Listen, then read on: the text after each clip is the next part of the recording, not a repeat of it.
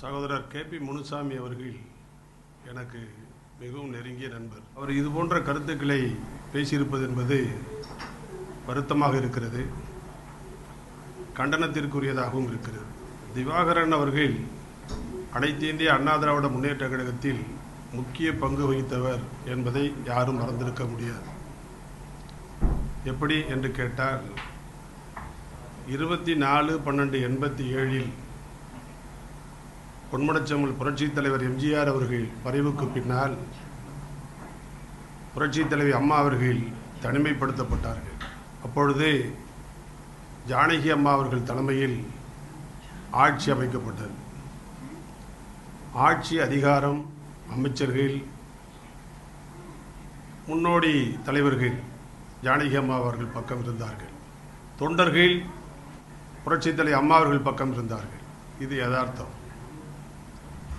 புரட்சித் தலைவி அம்மா அவர்களுக்கு அன்றைக்கு பாதுகாப்பாகவோ அல்லது அவருடைய உயிருக்கு பாதுகாப்பு கொடுக்கிற வகையில் காவல்துறை உதவியாக இல்லை.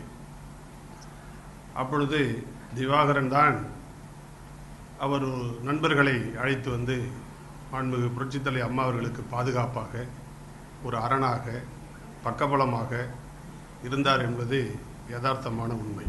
பொதுச்செயலாளராக பொறுப்பேற்றக்கூடிய சின்னம்மா அவர்கள், அவருடைய தலைமை தமிழகத்தில் ஒரு தலைசிறந்த தலைமையாக இருக்கிறது, எந்த விதமான பிரச்சனையும் இல்லாமல் இருக்கிறது என்பதற்காக சிலர் உள்நோக்கத்தோடு இது போன்ற சில வதந்திகளை பரப்புகிறார்கள். அதுதான் உண்மை.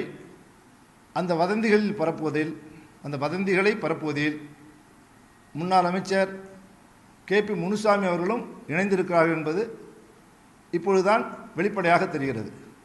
அவர் மாண்புமிகு சின்னம்மா அவர்களை நேரில் சந்தித்து பொதுச்செயலாளர் ஆனதற்கு பின்னால் ஆதரவை கொடுத்துவிட்டு இப்பொழுது இந்த உள்நோக்கத்தோடு பேசுவது அவர் யாருக்கோ விலை போய்விட்டார் என்பதைத்தான் காட்டுகிறது. புரட்சித் தலைவர் அம்மாவுடைய மறைவுக்கு பிறகு அனைத்து இந்திய அண்ணா திராவிட முன்னேற்ற தொண்டர்களால் இன்றைக்கு ஒருமனதாக தேர்ந்தெடுக்கப்பட்டு கழகத்தினுடைய பொதுச் செயலாளர் இருக்கின்ற மாண்புமிகு சின்னம்மா அவர்கள் இன்றைக்கு தலைமையேற்று இந்த இயக்கத்தை கட்டி காத்து வருகின்ற நிலையிலே இன்றைக்கு சில துரோகிகள், கருங்காலிகள் இந்த கழகத்தை காட்டி கொடுக்கின்ற வகையிலே இன்றைக்கு பேட்டி கொடுத்திருக்கின்றார். அவர் சொல்லுகின்றார், அனைத்து இந்திய அண்ணா திராவிட முன்னேற்ற கழகத்திற்கும் இவர்களுக்கும் என்ன சம்பந்தம் என்று கேட்டிருக்கின்றார்.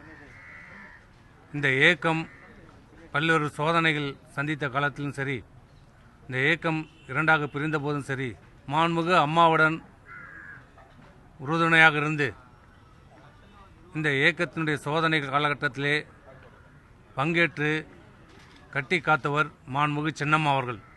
அப்படிப்பட்ட மாண்புமிகு சின்னம்மா அவர்களுடன் துணையாக இருந்து இந்த இயக்கத்திற்கு எந்தவுடைய பங்கமும் ஏற்படாமல் இன்றைக்கு அனைத்து இந்திய அண்ணா திராவிட முன்னேற்ற கழகத்தை வலுவான ஒரு எஃகு கோட்டையாக மாற்றி அமைத்த பங்கு அவர்கள் அனைவருக்கும் உண்டு.